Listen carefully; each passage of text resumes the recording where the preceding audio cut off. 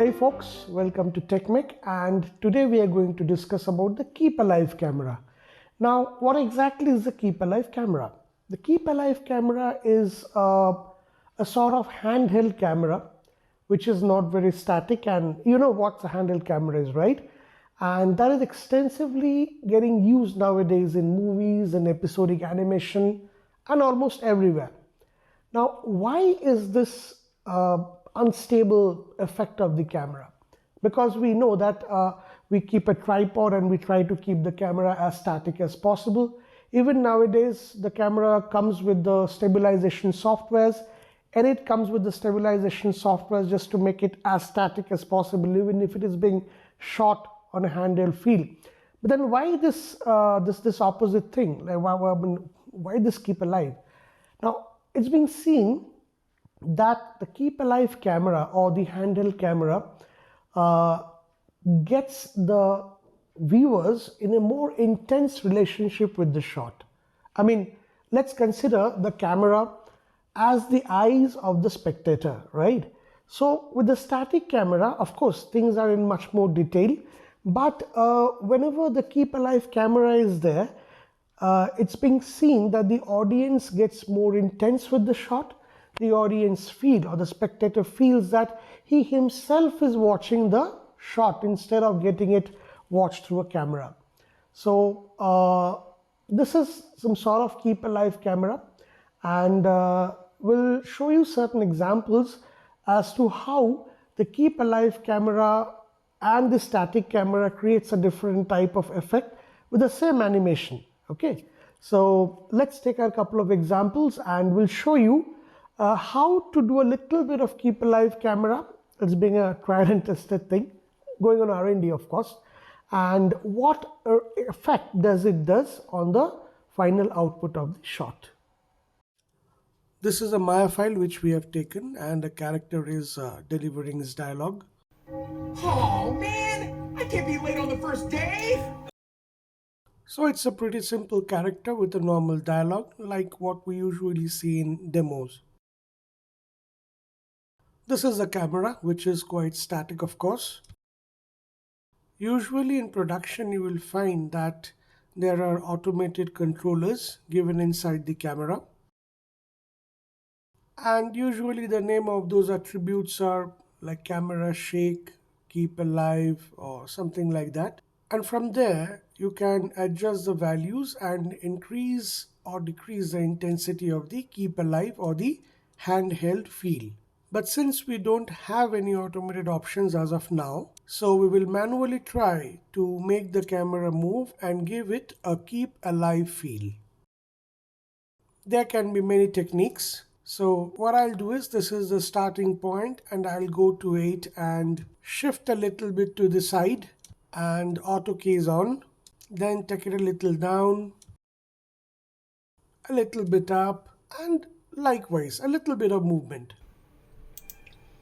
Oh man, I can't be late on the first day! Oh, there are some places where we can see that the movement is a little bit more, like over here. So we'll just open the graph editor. And yeah, you can see here, this is way too much. So we will reduce the intensity of the camera move. So I suppose now things will be fine. One thing what we will do is, since we are trying to do the camera shake manually, so the camera value in the first frame and the last frame, we will try to keep it the same. Yeah, this gives a sort of handheld camera feel. And there's another technique I would like to show you. Now see, we have animated the camera only in 3 axes. They are translation X, translation Y, and translation Z. And all the keys of X, Y, and Z coincide with each other. They are the same. So here, now we will take Y. So for example, take the whole curve and offset it. But before offsetting, curves pre-infinity cycle with offset, curves post-infinity cycle with offset. So let's take one of these and shift it. So you see now these keys are more sparsely populated. You can try it out with other axes and see how it works out for your shot. till you get the feel of the handheld camera. So that's fine. This looks much better. Since all the keys are not coinciding with each other and there's some offset, so this camera has a much more keep alive feel compared to what we did earlier. Now if you compare these two play blasts side by side, the play blast to the screen right has definitely a more keep alive camera feel compared to the left one. Of course, we didn't do any keep alive feel in the left play blast. So by using this keep alive feel, I think we have been able to establish a more direct relationship between the spectator and the file. So this is how we can make a sort of keep alive camera. So this is one of the examples of how to implement the keep alive camera. Now there's a second example which I want to cite where the keep alive camera is being implemented along with the camera's own movement. I mean to say, for example, the camera has a movement like a dolly or a pan or like something like drift, and the keep alive effect has also been added to it. So let's take an example and see how effective is this thing.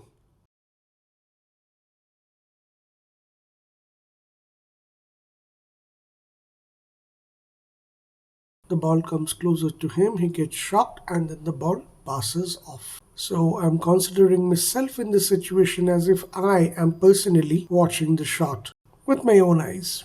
I'm looking at the character. So when I'm looking at the character, and when the character on whom I'm looking is looking somewhere else, then automatically my focus also gets shifted towards the part where he's focusing. In 45, I see a part of the ball. And then I rotate my head to get it more on the focus. So I'm just looking at the ball, and the ball comes here. And here, approximately at 65 to 70, we see it crosses the middle part of the frame.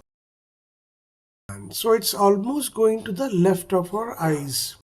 So as the ball goes off, I'll be shifting my focus to the ball.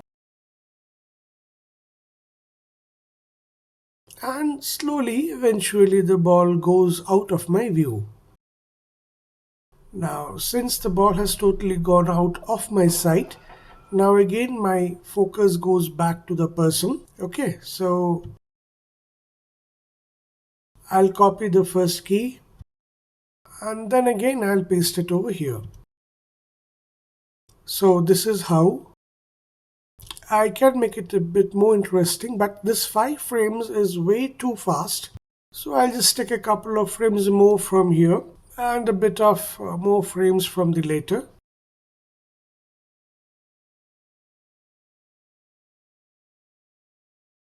From 70, when it is almost crossing the middle part of the screen, I'll start following the ball to some extent, and then once I lose interest in the ball, I'll be focusing again back to the character. But this 85 to 95, the camera is totally static. So in this place, what I'll try to do is, what is the axis in which I was rotating my head? I suppose it was rotation X. So in rotation X, I will not stop my view from here to here, because as a normal human being, I cannot keep my head like a rock solid static as in the graph. I'll just add a little bit of ease out is there, and then again my head comes back to where the person is. 105.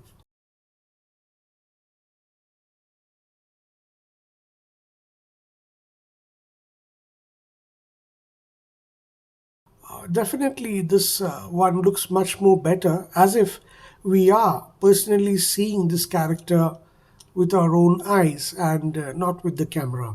And now one more step on top of this camera movement is the keep alive camera feel, which we have done for the previous shot. As usual, the first frame of the camera and the last frame of the camera, both the values remain the same. So here I'll just move it a little bit.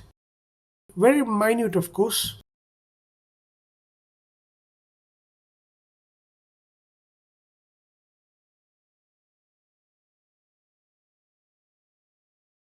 Little bit of changes here, slight change, very minute. It comes here and then for some time it remains static over here.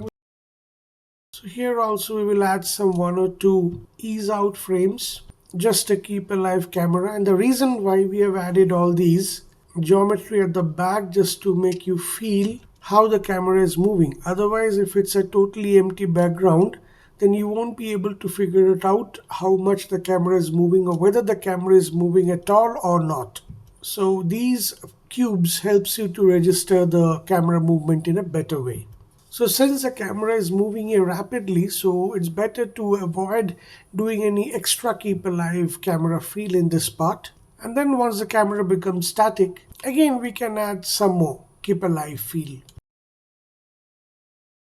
Then, as we know, we'll go to one of the axes, preferably translation Y. Curves pre-infinity, cycle with offset. Curves post-infinity, cycle with offset. And then we will shift the entire graph.